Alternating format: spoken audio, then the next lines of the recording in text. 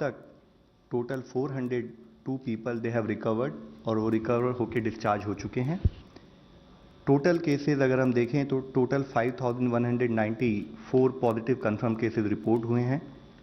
And in last one day 773 positive cases report हुए हैं। Total 149 deaths report हुई हैं, जिसमें कि कल की अगर डेथ्स की संख्या देखें तो around 32 people have died yesterday. In terms of preparatory activity as we have been explaining, जैसे हम आपको बताते आए हैं, फील्ड लेवल पर ओरिएंटेशन एंड ट्रेनिंग एक बहुत इंपॉर्टेंट कंपोनेंट है जबकि हम कोविड-19 को पूरे देशव्यापी लेवल पर मॉनिटर करना चाहते हैं। तो उसी के तहत ministry of human resource and development ने कोविड-19 मैनेजमेंट के लिए एक ट्रेनिंग मॉड्यूल लॉन्च किया है जिसका नाम है integrated government online training portal. यह एक दीक्षा प्लेटफॉर्म जो मिनिस्ट्री ऑफ ह्यूमन रिसोर्सेज का है उससे संबंधित है, जिसमें कि फ्रंटलाइन वर्कर्स की कैपेसिटी बिल्डिंग के बारे में उनको रिक्वायर्ड रिसोर्सेज प्रोवाइड की जाएंगी। इस प्लेटफॉर्म के द्वारा डॉक्टर्स, नर्सेज, पैरामेडिक्स, टेक्नीशियंस, एएनएम्स और साथ ही राज्य के जितने अधिकारीगण हैं, सिविल डिफेंस ऑफिशियल्स हैं, नेशनल कैडेट कॉर्प्स के जो हमारे वॉलंटियर्स हैं, नेशनल सर्विस स्कीम के वॉलंटियर्स, रेड क्रॉस सोसाइटी और जितने भी वॉलंटियर्स हैं उनको भी रिक्वायर्ड रिसोर्सेज प्रोवाइड की जाएगी। हमारा फोकस है कि कैसे हम लार्ज स्केल वर्कफोर्स बनाएं ताकि फ्लेक्सी टाइम और ऑन साइट बेसिस पर उन लोगों को हम ओरिएंट कर सकें।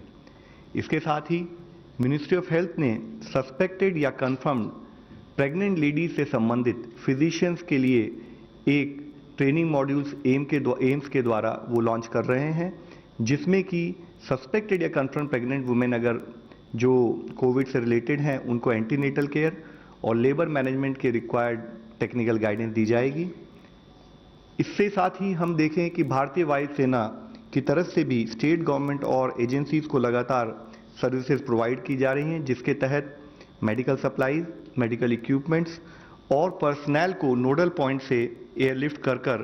पर्टिकुलरली नॉर्थ ईस्ट रीजन जैसे कि मणिपुर, नागालैंड और गैंगटॉक या union territories of Jammu Kashmir और लद्दाख में पहुंचाया जा रहा है। आप सबको मालूम है कि कोविड के जितने केसेस होते हैं उसमें अराउंड 80% केसेस माइल्ड या वेरी माइल्ड सिम्टम्स से संबंधित होते हैं। उस स्थिति में कि कैसे हम अपना हेल्थ इंफ्रास्ट्रक्चर बढ़ा सकें, उसके तहत जैसे कि मैंने कल आपको भी बताया था कि हमने अपने हॉस्पिटल फैसिलिटीज़ को क्लासीफाई करते हुए टेम्परेरी हॉस्पिटल्स के रूप में, जिसको हम कोविड केयर सेंटर्स बताते हैं, उसके तहत हम अपने इन जो लेस सिम्टम माइल्ड सिम्टम्स वाले लोगों को हैं उनको हम कैसे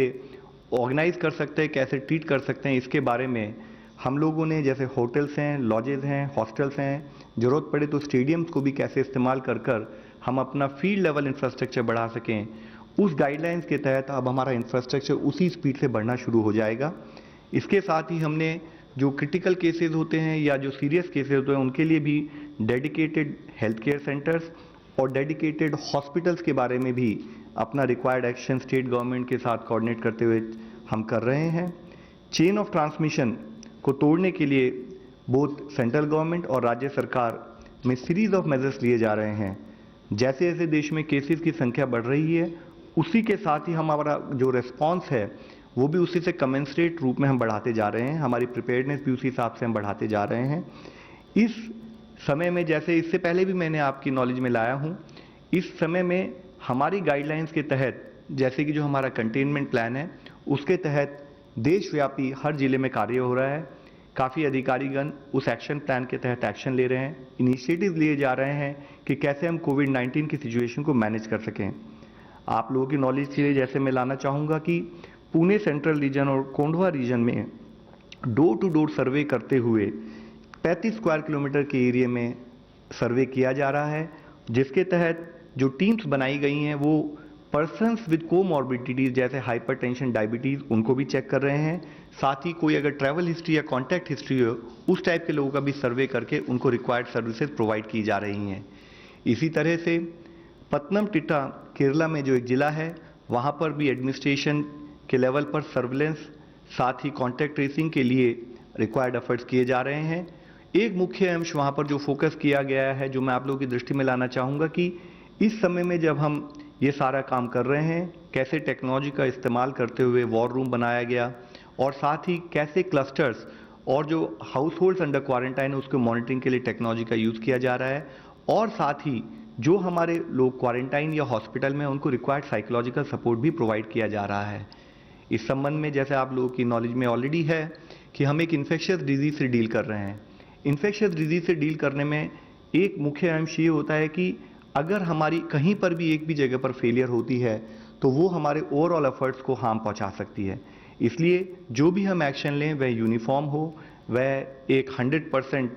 इंश्योर्ड हो। उसके तहत हम सब आप लोगों के द्वारा फिर से रिक्वेस्ट करना चाहेंगे कि आज जिस सोशल डिस्टेंसिंग की, जिस लॉकडाउन की स्थिति में हम ये सारे एफर्ट्स कर रहे हैं उसमें काइंडली सब लोग हमें अपना सहयोग प्रोवाइड करें ताकि हम इस बीमारी से निजात पा सकें। धन्यवाद।